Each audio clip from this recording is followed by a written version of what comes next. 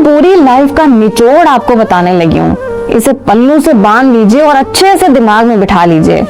आप लोगों की लाइफ में इतने अहम नहीं होते जितना आपको लगता है कि आप अहम हैं।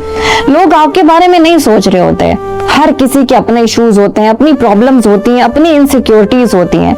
जिस तरह आप सारा दिन अपने बारे में सोचते रहते हैं ना, बिल्कुल इसी तरह लोग भी अपने बारे में सोचते रहते हैं। लेकिन अगर कोई आपको जज कर भी रहा है तो वो अपनी मायूसियां और अपनी इनसिक्योरिटीज आप पर मुसल्लत कर रहा है और आप उसको पर्सनल लेकर उसका सारा गंद अपने दिमाग में डाल रहे हैं। आज आप सिर्फ 2 लफ्ज याद कर लें, सो व्हाट। आप बोलते बहुत ज्यादा हैं, सो व्हाट। आप लंबे या आप छोटे हैं, सो व्हाट। आपके फेस पर पिंपल हैं, सो व्हाट। सिर्फ ये 2 लफ्ज आप याद कर लें, आपकी जिंदगी आसान हो जाएगी। So what.